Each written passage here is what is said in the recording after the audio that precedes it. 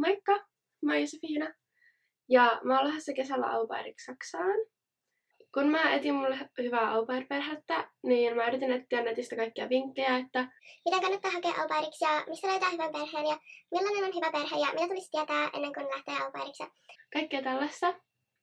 Ja netistä kyllä löytyy vinkkejä, mutta en mä tiedä, niitä ei löytynyt ihan hirveästi. Ja siksi mä ajattelin, että mä voisin tehdä tälteen videon, missä mä kerron vähän, että miten mä itse hain au pairiksi ja niin kun omia vinkkejä ja sellaisia juttuja, mitä mä nyt tekisin ehkä toisin, jos mä hakisin au pair-perhettä nyt uudelleen. Eli au pairiksi voi lähteä monella tapaa. Voi hakea järjestön kautta, tai sit voi itsenäisesti etsiä perheen. Ja mä oon nyt lähdössä ilman järjestöä, mutta jos on lähdössä USAan, niin sitten täytyy mennä järjestön kautta. Mä lähden Saksaan, joten mä en tarvinnut mitään järjestöä. Ja mä löysin mun au pair-perheen tältä sivustolta kuin aupairworld.com. Ja tää sivusto on sellainen, että täällä niin kun, au pairit voi itsenäisesti hakea itselleen perheitä ja perheet voi itsenäisesti hakea itselleen au paireja. Eli tää ei ole mikään järjestö. Ja mä oon nyt kirjautunut sisään, niin tää sivusto näyttää tältä. Ja täällä on tosi paljon erilaisia perheitä eri maista ja täällä on myös tosi paljon au paireja. Ja mä löysin mun perheen 3 päivässä, joten täältä löytyy oikeasti tosi nopeasti, tai ainakin voi löytää tosi nopeasti sen oman perheen. Täällä näkyy, että mun profiili ei enää näy niissä tuloksissa. Sen takia, että mä oon just löytänyt jo sen mun perheen. Täällä on tää mun profiili. Ja sitten kun tekee sen profiilin, niin mä nyt en muista, missä järjestyksessä ne asiat tehdään. Mutta ensin täytyy just kertoa, että mikä on sun nimi ja missä asuu, minkä maan kansalainen on. Ja sitten just kieliä, mitä osaa puhua. Ja mä osaan puhua englantia, suomea ja ruotsia. Ja mä osaan jonkin verran ehkä venäjää. Mä luin sitä lukiossa 9 kurssia, että mun pitäisi osata sitä. Ja mä myös kirjoitin sen. Ja mä laitan tuohon ton basic knowledge, koska jos joku venäläinen perhe olisi ottanut mun yhteyttä, niin mä en olisi kuitenkaan osannut kommunikoida niiden kanssa. Ja sitten täällä on näitä kuvia. Tässä on ihan vaan tällainen kuva. Ja sitten tässä on ihan vaan toinen kuva. Ja sitten täällä reunassa on tällainen, että mitä etsii. Niin sitten tänne sai valita sellaisia maita, mihin halusi mennä. Ja niitä maita sai valita vain 7, mikä oli mun mielestä tosi tyhmää. Koska mulla ei ollut just silloin mitään tiettyä maata, mihin mä haluan. Ja sit siellä saa myös toivoa, että minkälaiselle alueelle haluaisi mennä. Haluaako olla isossa kaupungissa, pienessä kaupungissa, maaseudulla. Ja mulla oli oikeastaan ihan sama, mihin mä haluaisin mennä, joten mä vaan valitsin ne kaikki. Mutta jos mä nyt valitsisin, niin mä valitsisin ehkä, että mä haluaisin joko kaupungissa tai sitten jossain pienemmässä kaupungissa. Koska mä oon nyt saatteessa ehkä keskikokoisessa kaupungissa, suomalaisessa kaupungissa, suuressa kaupungissa. Mutta musta tuntuu, että se on sitten helpompaa löytää siellä jotain kavereita tai jotain tekemistä, kun on semmoinen vähän isompi kaupunki. Isossa kaupungissa on ainakin enemmän ihmisiä, joihin voi yrittää tutustua. Ja sitten tässä sai myös toivoa jotain aluetta. Mä en toivonut mitään aluetta. Ja sitten tää toivon myös, että minkä ikäisiä lapsia haluaisi hoitaa. Ja mä laitoin, että 0-12-vuotiaita.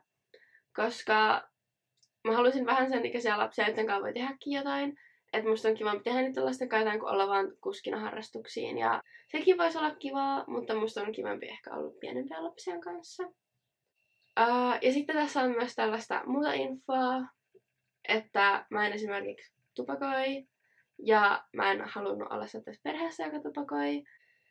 Ja sitten mulla on ajokortti. Mä voin auttaa kotitöissä. Mulla on lastenhoitokokemusta. Mä oon valmis työskentelemään myös sellaisten lasten kanssa, joilla on jotain erityistarpeita. Ja mä voin myös työskennellä yksinhuoltajan perheessä.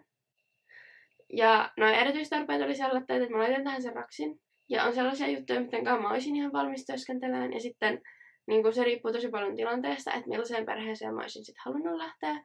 Mutta tavallaan toi ruksi tossa ei tarkoita, että sä niin kun, olisit velvollinen menemään sellaiseen perheeseen. Niin mä ruksin sen siitä. Ja sitten toi yksinhuoltaja. mä en tiedä, olisiko mä mennyt sellaiseen perheeseen, missä olisi ollut joku yksinhuoltaja isä. Ihan vaan sen takia, että mä oon lukenut tosi monia juttuja siitä, että sitten se isä niin kun rupeakin tykkäämään siitä au pairista, tai sitten käy molemmin puolin niin. Mä luin myös jotain juttua, missä kerrottiin, että joo, että menin niin kun au pairiksi johonkin yksinhuoltaja isäperheeseen. Ja niin kun, ei ollut mitään, niin kun, että kaikki sujui tosi hyvin. Nykyäänkin mä oonkin näiden lasten äitipuoli. Ja sit mä sanoin, aha, okei, joo, en oo hakemassa tommoista. Joten joo, mutta niin kun mä valitsin sen sillä just, että jos on vaikka yksinhuoltaja äiti, niin joo, miksei mä voisin hyvin olla saatteessa perheessä. Ja siis en mä nyt sano, että mä en olisi missään tapauksessa voinut mennä yksinhuoltaja isän perheeseen au pairiksi, koska nekin taatusti tarvii au paireja. Ja sitten tässä on just tää, että milloin haluaisi aloittaa ja kuinka kauan haluaa olla siellä perheessä. Musta tuntuu, että mitä laajemman aikavälin laittaa siihen, niin sitä helpommin löytää satteen perheen. Mutta toisaalta mä vähän kadun sitä, että mä laitoin tuohon, että mä voin aloittaa jo kesäkuussa, koska oikeasti henkisesti mä en halunnut aloittaa vielä kesäkuussa, vaan vasta heinäkuussa. Ja sit mun täytyy vielä erikseen esimerkiksi ton perheen kanssa, johon mä menen neuvotella se, että hei, olisiko se mahdollista, että mä aloittaisinkin vasta heinäkuussa, vaikka mun profiilissa lukee, että kesäkuussa, koska mä en halukkaan aloittaa vielä kesäkuussa. Niin kannattaa jo alussa miettiä, että kuinka kauan sit oikeasti, tai milloin on oikeasti valmis lähtemään siihen perheeseen. Ja sitten tässä on tämä hakemuksen tärkein osuus, eli nämä kaikki tekstit. Ja näihin teksteihin kannattaa panostaa, koska nämä on se, minkä perusteella se perhe valitsee sut sinne. Ja ne lukee nämä varmaan oikeasti aika tarkkaan. Mäkin luin ne au pair-perheiden jutut tosi tarkkaan. Ja no mulla nyt lukee tässä alussa heti, että mä en ole etsimässä au pair-perhettä, koska mä löysin jo. Eli mä oon kertonut tässä, että mä oon 18-vuotias vastuullinen tyttö pienestä kaupungista Suomessa. Ja mä oon mun perheen vanhin lapsi. Ja musta on ollut tosi kiva olla isosisko. Käyttäkää kaikki positiivisia adjektiiveja. Koska just Suomessa on tosi yleistä, että no joo, mä oon ihan kiva ja joo, no en mä nyt ehkä ole niin kauhean lasten kanssa. Koska näin jos Suomesta näet, kun lukee näitä juttuja, niin täytyy vaan laittaa tosi sulle, joo mä oon tosi hyvä tässä, tosi hyvä tässä, tosi hyvä tässä. Ja mä tykkään ihan hirveästi lapsista ja siis mä oikeasti tykkään ihan hirveästi lapsista. Mutta tiettikö, täytyy vaan tuoda se tosi hyvin esille. Että ei voi olla vaan se, että joo, mun mielestä lapset on ihan kivoja ja mä haluaisin isona lapsia, vaan täytyy olla ehkä vähän sillai, en mä tiedä. Ja sitten tässä on tämä About Me-asia, missä sä voit sitten kertoa enemmän itsestäsi. Ja tähän mä kerroin just, että mä oon adventurous ja independent. Ja tähänkin kaikkia positiivisia adjektiiveja. Että mä valmistun lukiosta tänä keväänä ja bla bla bla bla bla. Sitten mä oon kertonut tästä, mitä mä oon tehnyt mun elämällä. Ja sitten, mitä mä oon oppinut. Sen täytyy vaan niinku mainostaa itseänne niille au pair-perheille ja lisätä kaikki asioita, mistä te olette hyviä, ja sitten kirjoittaa ne tähän niinku hakemukseen sillai tosi positiivisena juttuina. Että sillä au pair-perheellä tulee semmoinen olo, että me tarvitaan toi ihminen meidän elämään. Sitten mä oon laittanut tähän, että mä en ole hyvä pitämään mun huonetta siistinä, vaikka mä yritän. Näkisitte, mä oon siivonut huoneesta tämän yhden kulman, että mä voin kuvata tämän videon. Ja kaikkialla muualla on tosi sotkusta. Mä en oo siitä mitenkään ylpeä, mutta se on mulle tosi vaikeeta. Joten sen takia mä tarttin sellaisen au pair-perheen, joka ymmärtää sen, että se on mulle tosi vaikeeta. Ja jolle semmonen siisteys ei ole sellainen tärkein juttu. Koska on sellaisia perheitä, joissa vaikka vanhemmat on tosi sellaisia järjestelmällisiä, ja ne ei pysty siihen, että huoneissa on tavarat vähän siellä sun täällä. Tai näyttää sille, että tavarat on vähän siellä sun täällä, vaikka itse tietääkin, että missä ne tavarat on. Ja siksi mä en halunnut sellaiseen perheeseen, missä tavallaan se olisi tosi tärkeää, että se huone olisi siistiä, ja sitten tulisi jotain konflikteja.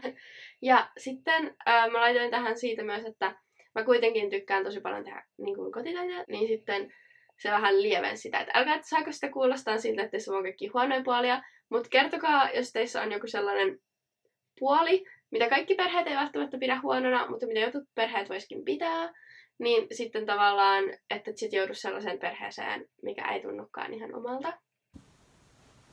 Okei, mun puhelin kuoli, joten meidän täytyy nyt elää ilman. Mutta siis, eli mä olin sanomassa sitä, että mä en usko siihen, tai mä uskon, että kaikkien kanssa voi tulla toimeen ja kaikkien kanssa pitää tulla toimeen, mutta joidenkin ihmisten kanssa tulee paremmin toimeen kuin toisten. Ja jos sä oot menossa vuodeksi johonkin toiseen perheeseen, vähän niin kuin toisen perheen jäseneksi, niin mun mielestä sun kannattaa yrittää etsiä semmonen perhe, minkä kanssa sä tulet mahdollisimman hyvin toimeen. Ja joo. Sitten seuraava juttu, mitä mä kirjoitin tänne, on se, että mä oon kristitty. Se on mulle sellainen tärkeä juttu. Mä laitoin tähän, että mä tarvin sellaisen perheen tai haluan sellaisen perheen, joka voi kunnioittaa sitä, että mä oon kristitty. Sitten mä kerroin tässä vähän tästä mun kokemuksesta lasten kanssa, ja tää on tosi hyvä kertoa, jos sä oot laittanut sinne, että sulla on kokemusta työskentelystä lasten kanssa, tai sulla on kokemusta lasten hoitamisesta. Ja sitten mä laitoin, että kun kohdataan ongelmia, niin mä uskon siihen, että nämä asiat keskustellaan läpi. Ja sitten täällä on vielä tommonen, että miksi haluat olla au pair, niin mä laitoin, että se on ollut mun unelma monia vuosia jo. Ja että ei vaan sen takia, että mä voisin elää jossain toisessa maassa, vaan myös sen takia, että mä oikeasti tykkään lapsista. Ja toi on ehkä hyvä juttu laittaa, jos se on vähänkään totta, koska on myös niitä au paireja, jotka menee johonkin maahan vaan sen takia, että ne haluaa nähdä sen maan, eikä oikeastaan välitä niistä lapsista hirveästi. Ja mä en usko, että kauhean moni au pair-perhe kuitenkaan haluu sellaista au pairia, niin se on ehkä parempi laittaa, että tykkää lapsista, jos se on vähänkään totta. Ja tää on nyt aika pitkä tää juttu, mitä tässä niin laitetaan, tai että miten tää profiili kannattaa tehdä, mutta siis joo, tää on se, että miten mä tekisin sen. Ja joo, tästä kannattaa tehdä sellainen persoonallinen ja asiallinen ja positiivinen ja sellainen, että sun itsekin tekisi mieli ottaa ittees yhteyttä, jos olisit etsimässä au pairia sun perheellesi. Toivottavasti tykkäsitte tästä videosta. Ja mä aion tehdä myös sellaisen videon, missä mä kerron, että mitä kannattaa ottaa huomioon, kun valitsee sitä perhettä, miten kannattaisi viestitellä sille perheelle ja mitä kannattaa ottaa huomioon, kun etsii sen perheen ja löytää perheen. Ja kaikkea tällaista.